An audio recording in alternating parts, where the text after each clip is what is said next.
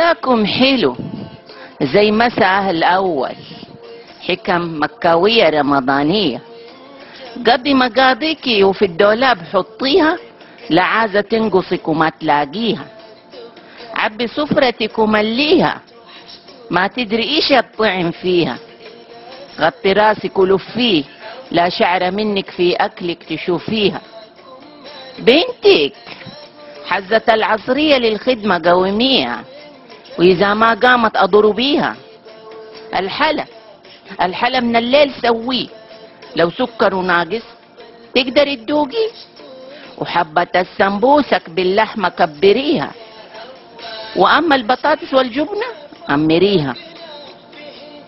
حطي المويه من بدري وبخريها، لا جوزك من العطش يحمق ويسويها.